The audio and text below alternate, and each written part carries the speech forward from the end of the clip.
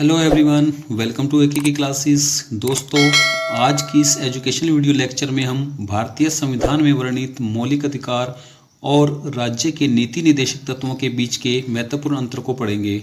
दोस्तों, मैंने मौलिक अधिकारों और नीति निदेशक तत्वों पर कंप्लीट वीडियो बना रखी है, जिसका लिंक मैंने नीचे डिस्क्रिप्शन में दे दिया है।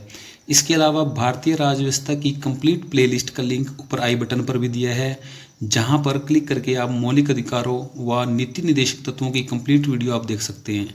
तो चलिए इस वीडियो को शुरू करते हैं।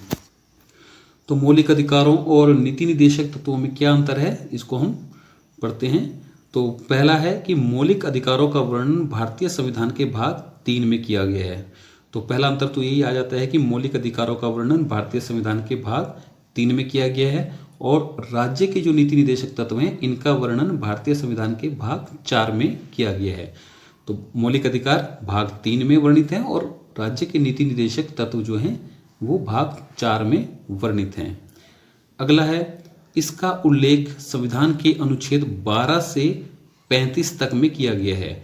मौलिक अधिकारों का वर्णन भारतीय संविधान के अनुच्छेद 12 से 35 तक में किया गया है, जबकि नीति निदेशक तत्वों का जो उल्लेख है वो संविधान के अनुच्छेद 36 से 51 तक में किया गया है। मौलिक अधिकारों का उल्लेख 12 से 35 और नीति निदेशक तत्वों का उल्लेख 36 से 51 तक में किया गया है। अगला अंतर है, मौलिक अधिकार देश के नागरिकों को स्वतः ही प्राप्त हो जाते हैं, अर्थात जब किसी नागरिक का जन्म होता है तो उसे जन्मजात रूप से ही मौलिक अधिकार प्राप्त हो जाते हैं, जबकि राज्य के नीति निदेशक तत्व जो हैं ये राज्य के द्वारा लागू किए जाने के बाद ही नागरिकों को प्राप्त होते हैं। अगला अंतर है, मौलिक अधिकार वाद योग्य हैं, अर्थात इन्हें न्यायालय में चुनौती दी जा सकती है।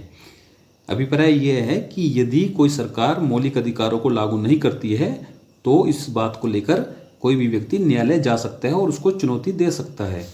परंतु जो राज्य के नीति निदेशक तत्व हैं वो वाद योग्य नहीं है और ना ही इन्हें किसी न्यायालय में चुनौती दी जा सकती है। तो जो राज्य के नीति निदेशक तत्व हैं ये सरकारों की इच्छा के ऊपर निर्भर हैं कि वो इन्हें लागू करे या फिर लागू ना करे।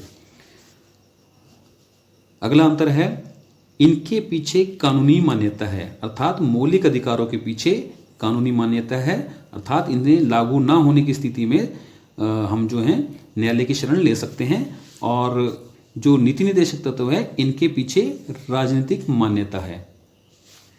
अगला अंतर है, इनका विषय व्यक्ति है, अर्थात मौलिक अधिकारों का विषय व्यक्ति है, इसमें व्यक्ति के अधिकारों के बारे में बताया गया है, जबकि राज्य के नीति निदेशक तत्व जो हैं इनका विषय राज्य है और इसमें राज्य को क्या करना चाहिए क्या नहीं करना चाहिए इस बारे में निर्देश दिया गया है और राज्य के लिए कर्तव्य बताए गए हैं।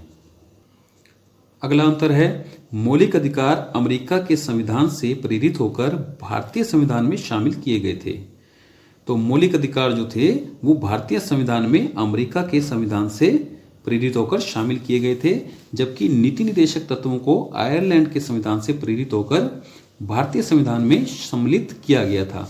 तो मौलिक अधिकार अमेरिका के संविधान से और नीति निदेशक तत्व आयरलैंड के संविधान से प्रेरित होकर ही भारतीय संविधान में शामिल किए गए थे। अगला अंतर है, मौलिक अधिकारों की प्रकृति नकारात्मक है तथा ये राज्य के अधिकारों पर कुछ प्रतिबंध लगाते हैं।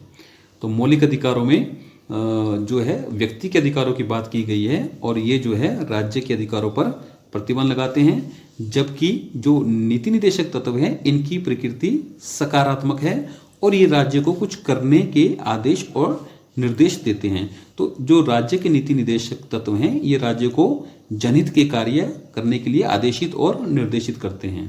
तो दोस्तों, इसी के साथ ये वीडियो यहाँ पर हमारा कंप्लीट होता है। अगर आपको ये वीडियो पसंद आया हो तो हमारे इस वीडियो को अधिक से अधिक लाइक कीजिए, दोस्तों के साथ शेयर कीजिए और चैनल को सब्सक्राइब नहीं किया तो चैनल को भी सब्सक्राइब कर दीजिए। तो मिलते हैं नेक्स्ट वीडियो में, तब तक के लिए थैंक यू।